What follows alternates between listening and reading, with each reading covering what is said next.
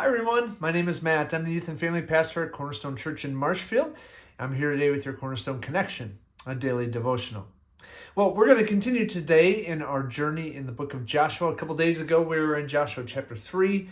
Today, we're in Joshua chapter 5. Now, if I told you to find Jesus in the Bible, where would you take me? Where would you take me to look so I could find Jesus? Most likely, you take me to what we call the New Testament of the Bible. You probably take me to the books of Matthew, Mark, Luke, and John. Maybe you take me to books like Acts or other places where we see Jesus show up in miraculous ways. But every once in a while, we see Jesus show up in the Old Testament. And you're going, how? That doesn't make any sense. He came to the world later in the New Testament. Well, yes.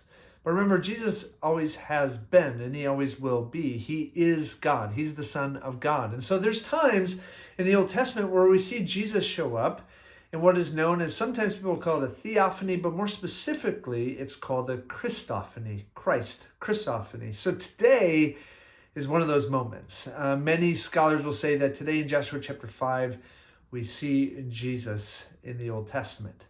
And it's going to be pretty cool. But I got to tell you, before we get there, the people of Israel, if you remember a couple of days ago, they were making their way across the Jordan River. Yes, God was bringing them across another body of water that they didn't have to swim across, they didn't have to get wet for.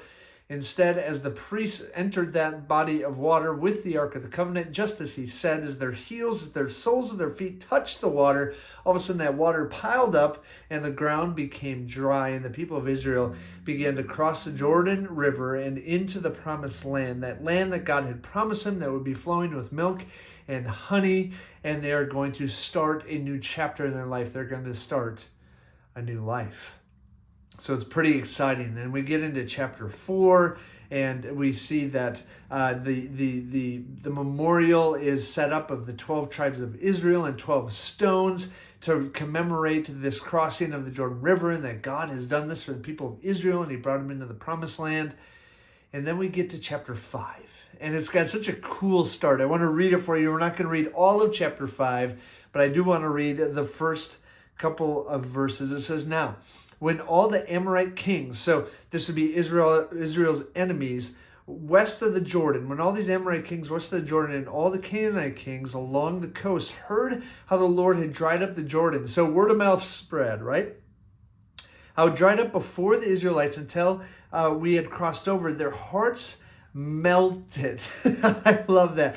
And they no longer had the courage to face the Israelites. Wow. So in this moment, because of God's miraculous drying up of the Jordan River and the water piling up, word spreads to all these peoples that are in the Israelites' promised land, and their hearts are melting. They're going, we are dead meat, because their God is certainly with them. And so it's got this really cool start. We see their enemies' hearts are melting before their eyes. And then a couple of other important things happen in the verses from verse 2 through verse 12. A couple important things happen. God instructs Joshua to take the younger men. So it wouldn't be the older men that came out of Egypt, but those who were born in the wilderness, and to have them circumcised. Now there's a reason for that. As my commentary says, it was a new generation to circumcise to remind them of their privileged covenant relationship with God. So these young guys had not been circumcised in the wilderness. God was waiting until they got in the promised land to remind them of this covenant relationship that he has with them. And then secondly, they enjoy the Passover together, and they eat manna. Remember that what is this bread that God provided in the wilderness, and it would be provided for the last time to this group of Israelites. And my commentary says the Passover celebration reminded them that God released them from slavery back in Egypt. And so they now conclude, they eat their Passover. They're not going to eat that manna anymore because God has given them the promised land, this land flowing with milk and honey. And so things are going well. The enemy's hearts are melting. They've circumcised the young men. They've ate the Passover to remind them of how God has freed them from slavery. And then we get to verse 13, and this is just awesome. It says, "Now when Joshua was near Jericho, he looked up and he saw a man who was standing in front of him with a drawn sword in his hand. And Joshua went up to him and he asked, 'Are you for us or for our enemies?' Neither, he replied, but as commander of the army of the Lord. And that's our giveaway, that this is not just an angel, and there's another giveaway coming of that, but this is the commander of the army of the Lord. This is Jesus in the Old Testament.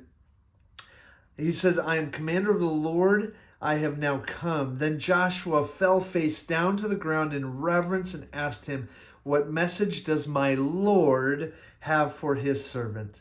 The commander of the Lord's army replied, take off your sandals, for the place where you're standing is holy. And Joshua did so. So here's Jesus shows up and lets Joshua know, I am not for you or against you. Really, what I need to know is, are you guys on my side? Are you with me? Are you going to follow my word? Are you going to follow my commands? Because if you do, you will prosper in this land. If you don't, as we've already seen, there's going to be curses. There's going to be all kinds of issues. And unfortunately, we know that's going to happen, right? And so isn't it amazing how Jesus, he's not bound to a testament in the Bible. He's not bound to a certain time period. He is timeless. He's always been and he always will be, and he is right now. And back in Joshua's day, what a blessing for him as they come into this promised land to have the Son of God show up, the commander of the army of the Lord stand before him.